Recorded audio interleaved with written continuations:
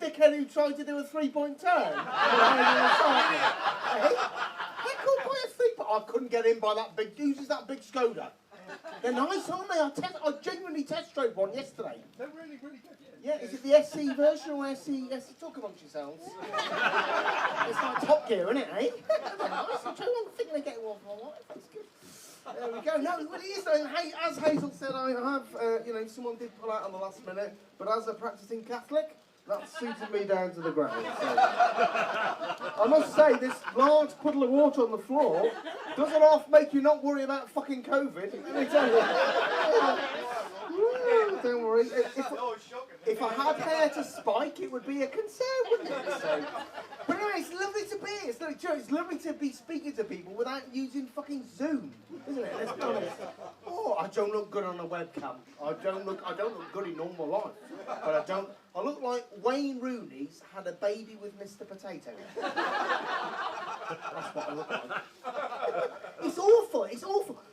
I use a webcam through work quite a bit because I'm middle class. And I was on a Zoom call a couple of weeks ago. I say Zoom. Zoom's become the generic term, isn't it? You know, like Hoover has for vacuum or racist sex pest for American president. It's become the generic. And I have a rule when I go on that I don't switch my camera on unless everyone else has got theirs on, right? And I went on this call. There's a woman on there I've spoken to before but never met. And they all had their cameras on. So I switched my camera on and she went, "Oh!" It's really paranoid, really paranoid. A few minutes later I switched it off to do a slide presentation. When I switched it back on a few minutes after that, she made the same fucking noise, didn't she, eh? Hey, what do you think would have changed during that few minutes? Do you know what I mean? So it's been quite bad. Trying to get my parents into the technology of using Zoom. I'm one of 4 kids, right? I'm going to teach you how to use Zoom. You didn't have the thing when I was a girl. No, you had diphtheria and rationing. That's not really a reason to not do it, you know. If Dad had kept his cock in his pants in the 70s, we could have just used WhatsApp, but there's 4 of us, so we need to use Zoom. I was trying to introduce them to the technologies of it. Have you got any doctors in? Give me a cheer for a doctor. Didn't think so, if I'm honest. My sister's a doctor, so she's been working really hard during lockdown. My parents respect for her if anything's gone up during that period. For me, it's gone down. For her, it's gone. My parents do this thing with my sister. They try and work in the fact that she's a doctor to every conversation. No matter what it is, it'd be like, "Would you like fries of that, madam?" "Oh, yes, please, because my daughter is a doctor."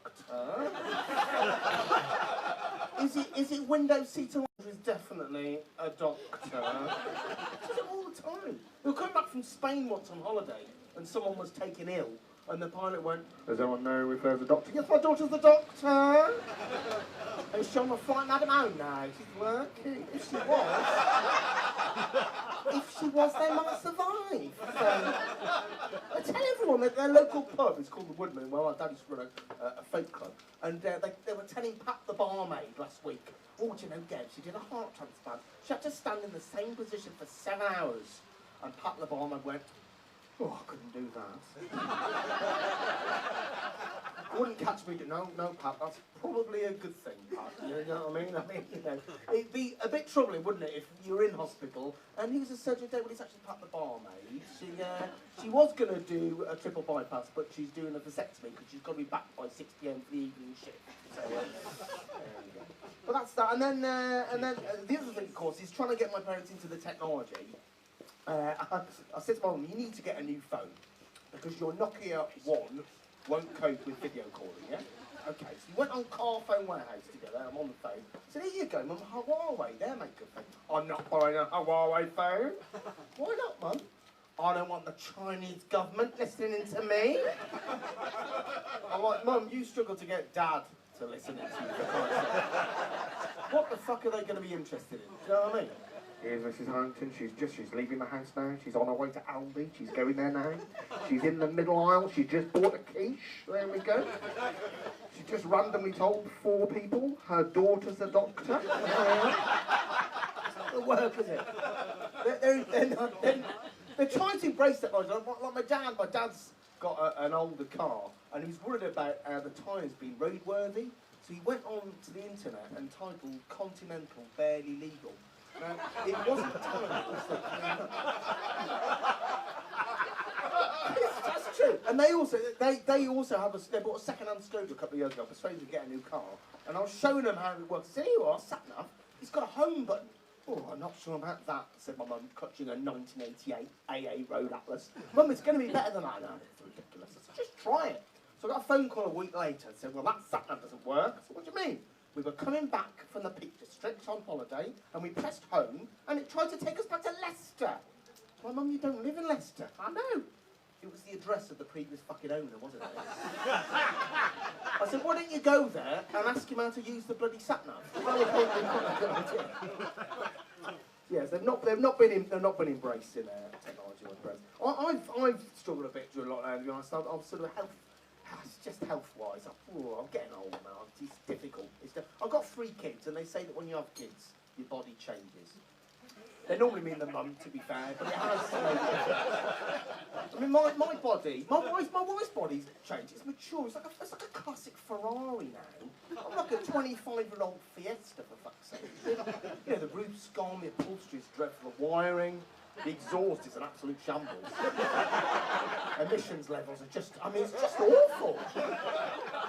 The only thing that's broken on my wife is the thermostat. We had quite a hot summer, didn't we? We had quite a times like during May. It doesn't seem like it now, but during May, you know, it was 28 degrees one evening, and the sun had just gone down behind the trees. I walked into the house. My wife was there going, "It's 28 degrees. Oh, absolutely." She's got like socks on. She's more dressed up than Scott of the Antarctic for Christ's sake. She's there freezing. So I went into the kitchen to make a hot water bottle. I came back 2 minutes later. She said, "Just absolutely roasting in here. Why haven't you opened all the windows?" Fucking typical. But my body's sort of slowly, it's saddening. Like when I was in my 20s, right, if I wanted to go out of an evening, I'd have a shower, I'd be out that door. Not that door, obviously, that's not the door. I'd get dressed first, because you only do that once. But now, I've got so many ailments to deal with, it's quicker to prepare one of Nigella's Christmas turkeys and get me ready for the evening. I come out of the shower, right, and my head and skin is really dry. You know what I mean? Like a boiled sweet. Everything. It's like someone sandblasted Amanda Holden. It's absolutely it's really tight. I have to moisturise it for about 10 minutes I might as well just dip my head in a bucket of E45. Do you know, last Christmas I had one chapped eyelid. How the fuck can you get one chapped eyelid? It's not like I'm sticking one eyelid out the window, is it? Do you know what I mean? One chapped eyelid. It's absolutely horrendous. And then the rest of my body, I'm really hairy. Really bloody hairy. This takes ages to moisturise. This takes ages to get dry. Sometimes I use 3 or 4 towels. Sometimes I work up such a sweat, I have to go back in the fucking shower. I can be there for half an hour just going back and forth, back and forth.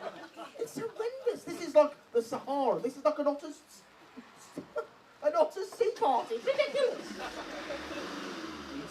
Give it a rev. All right, turn the lights on. All right, that was I think you like that guy. If you got lights, always the lights. Oh, they're a bit fucking dim, aren't they? Yeah, there you go. Like the driver. There you go. Back you go. So is he going to make it, or is he going to take out the second row? Hey! Hey! Give him a round of applause. Yeah, the other time not very well. I was thinking, hey, it was a stalemate. We could be here for 4. He's done well there. Do you know? I'm only part to the next street. If I run now, I could probably neck it, couldn't I, eh? Then we need to keep it safe. So it's on about my body, right? Are they going to reverse or go forward? Oh, give it some rents. Biting point A. Find your biting point. Yeah. Of course, my Volvo is an automatic, so I don't need to worry about these things. In you go. There we go. Don't park to one side, take up both spaces. Is he disabled? Well, that's actually, that's an alright heckle. No, it's not. That's wrong, isn't it? He's blind, he's blind. Right, you're right. There we go. I don't want to go back indoors, I prefer car parking. I know we're all freezing our fucking nuts off, but he gives a shit. So I'm really hairy, as I was saying. Before I got heckled by a Mondeo. I'm really hairy. And, in order for me to get beach body ready, I have to go zzz. That's what I have to do. If not on the beach, my kids have to put the sun cream on with a nip cone. That's what that is. They put it in their water pistols and fire it on. Do you know those trampoline parks where you can wear a Velcro suit and stick to the wall? I can do that in just my pants. I'm not joking. I'll tell you what, it ruined that kid's birthday party. It proved the point. 2 hours later, let me down, I need a wee. It's absolutely horrendous. That's like my belly. Because I've not been acting, my belly's, it's not good. I put on weight. I look like I'm in the second trimester, to be honest. It's absolutely horrendous. I mean, I'm worried now that I'll get to a point where I won't be able to see my penis, if I'm honest. I mean, it's still all right. When I look down in the bath, though, it does look like a Greg's sausage roll going over Humpback Bridge. But, not the vegan one. Some of you will know. Here we fucking go. Here's another one. Come on! Well, block him in. He won't know. We'll just try and refer to it. I'll carry on because we could be here all night here. Now I know what a car park attendant's fucking like, isn't it? You only came in for a quiet pint. Oh, yeah. So that's that. And then my feet are like an entire bloody ecosystem. It's ridiculous. I've got athlete's foot in between the toes and cracked heels. I have to sand my heels every night with a pole. It's like taking an inch off the door before I come to bed. It's an entire ecosystem. I'm not joking, a biology GCSE student could use it for a case study. Like the Aswan Dam, oxbolates, and my feet. That's it. I came into the bedroom the other day and my wife said, "Have you cleaned the mess up in there?" So what are you on about? She said, "Go back in and have a look." I went back in, there's a little pile of white powder on the floor. I thought, fucking hell. If I still worked in London, it'd be worth a fortune. It's been cut with worse, let's be honest, you know, glass, dog shit. I use organic soap, there's a proper little market industry now. So that's that. And then the thing to cap it all off was during lockdown I developed hemorrhoids. Give me a cheer if you've... Actually don't, I don't want to fucking know. It's gone. Do you know, you're enjoying the car stuff more than my hard-worked scouts. Oh, yeah. It's awful. If someone has said to me in your 20s, Ben, enjoy your 20s and your 30s, because when you get to your 40s, you're going to have to stick your finger up your arse every day. I mean, it's not without its pleasures. I don't know why I looked at you then, sir, but... well, my cream of choice is Anusol. I don't know if you've used that. You know, Germaloids is the other one. You know, it's like Coke, Pepsi. You make your decision. But it's very calming. It's very calming. Honestly, just when you put it on, they could throw it into a hostage situation and everything would just diffuse. How did he get him off the roof? Well, we just covered him in Anusol, to be honest. He was absolutely fine. But that didn't work. So I had to have a virtual doctor's appointment. Can't go that to the virtual doctor. Now, my first worry was, how the fuck am I going to get it up to the webcam?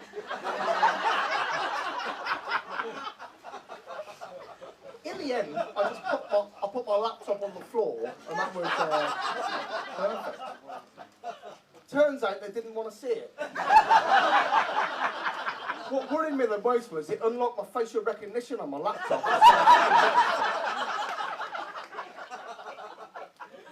I thought of that on the M25. That's good. Don't patronise me. So I was telling her what had happened, and she said, I thought, what am I going to call that part of my body? I thought, look, I GCSE in biology, I'll call it my anus. That's the official term. She came on board, she said, tell me about your bum, Ben. I thought, she's gone all informal. She's like a vicar with a fucking guitar. She's gone all... In the end, she said, what you need is you need to have some suppositories. She said, you need to put them up every evening before you get to bed. I thought, I'm never going to see the local news again. I'm going to have to go up so fucking early, you know, it's 6:30. So what you need to do is you need to pop them up in the evening. Now, the word pop is not necessarily one I would associate with suppositories. You might pop your head round the door to check your kids are asleep, you know, or pop your head up into a tree house to see if anyone likes biscuits or lemonade. That's not the word you associate. You have to negotiate with your rectum. I'm not joking. Thou shalt. It's like an Iranian border crossing. Thou shalt not pass. It's absolutely horrendous. It's the first night I did it right. I'm crouched like this, and you realise your arsehole is not where you think it is. I'm not joking. You're there, you're round the back. It's fucking here a minute. Where's it gone? It's just what I could have done with it is one of those mirrors the police used to use in the 80s to look in the car and send me devices. That would have been perfect just then. Second thing you realise is taking out the foil. That normally gets a big laugh. I think some of you have probably done it. But he just won't. It won't go up. It won't. And all of a sudden, it goes from like Checkpoint Charlie to the Paul Daniels Magic Show. My parents said they'd always knew when I'd done it because they could hear me shout out, "Now that's magic!" Yeah.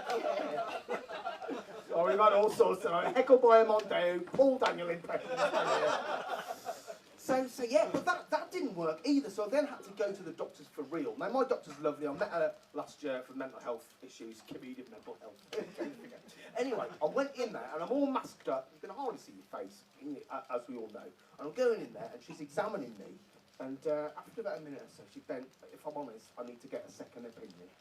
I said, okay. She said, it is from another doctor. I thought, I fucking realised that, for Christ's sake. You're not going to ask Darren cutting the grass outside, are you? Come on, Darren, come and have a look at this. What do you think? Well, he's not beach body ready for a start. I mean, if I got my trim. Anyway, this guy came in, and this doctor came in, and they started talking to one another. And they decided what to do. Then after a minute or so, the guy says, well, Ben, it's been an absolute pleasure to meet you. I thought, fucking hell, how bad is your life, for Christ's sake? I can't see my face, and I'll be... Anyway, so then I had to go and have a procedure at the hospital. Just go, well, what kind of So I had to go and have a procedure at the hospital. And hospitals are really weird under COVID because they're very quiet and, you know, you're a bit nervous. They do this thing where they constantly ask you who you are. So I'm in a bed surrounded by the curtain, and the nurse comes in. She said, tell me who you are, please. I said, Ben Harrington. Date of birth? Where do you live? Yeah. And why are you in here, Ben? I'm in here for an operation. Oh, okay. And where is that? on my anus. Yeah, that's correct. Yeah. Fuck's sake. They kept doing it. She came back 5 minutes later. Can you tell me I'm the same person I was 5 minutes ago? On the third attempt, I said, why do you keep asking this? She says, well, we've got to be very careful with patient identity fraud. I thought, who the fuck is going to have an operation on their arse that they don't need? I've had a great week this week, lads. You know what I did on Monday? I went into Royal Berks, had an operation on my arse. Hey! Well, it was weird. There was one nurse who came in. She didn't ask me. She really, even though she had a mask on, she just happened to be very attractive. And she said, do you mind if I swab your genitals? Well, I'm not going to fucking turn that down, am I? And she did it, but she had like a long cotton wool, but she did it in a very, sensual way, and then just walked off. I never saw her again. I'm not actually sure she worked there. Just wandered from ward to ward, swabbing middle-aged men's genitals. But it's nice to have a hobby, isn't it? So yeah, that was that. She was swabbing for MRSA. Do you remember that? Fucking pussy of a disease that was, Do you know what I mean? That's like the primary school bully, isn't it? Yeah, I'm fucking hard. Then he goes to secondary. Oh, there are bigger bullies here. So I had to phone my parents in and tell them what is happening. And I spoke to my mum. I said, Mum, listen, I've got to go in and have an operation in quite a delicate area. She said, where's that? I said, Reading. That was a little... Stingo. She said to me, is it those testicles again? Those... Depersonalise my genitals. I said, what do you mean those testicles? I had an operation on my testicles in 1986. You know. I said, Mum, the world's very different. In that last, we had an unpopular Tory government, high unemployment, fight with Europe, things have... Got a satellite there. So anyway, I then had to go back in for an endoscopy. And if you don't know what an endoscopy is, it's a camera on a tube that they shove up your arms, and they guide it in. It's like on a remote control, right, to check everything was okay. So I went in there, and this thing is in front of the doctor, curled up like a lion tamer's whip. It was. You could have round up a herd of wildebeest with this thing. I'm not joking. Take it to Basildon, you could sort them all out. I looked at it, I thought, I'll tell you what, either he's going to guide it in from the other end of the room, like something off robot wall, or that's going up a lot further than I anticipated. Anyway, right, what you do is, you go in and you lie on, and you have it on a screen in front of you, this big TV in front of you, right, and he guides it in. It's like one of one of Attenborough's reverse formations for going into the Amazon. You see it going in, and it's very weird. And I thought, well, I've got to make light, I've got to make a joke of this. So he's having a look, and I said, tell you what, mate, this is better than ITV4. And he laughed. And when he laughed, I went... Well, guys, you've been lovely. Thank you so much. Thanks for being alive, family. I really appreciate you coming out tonight. We are closer to the end of this than we are at the start. So, I'm going to go and find the break in the Monday.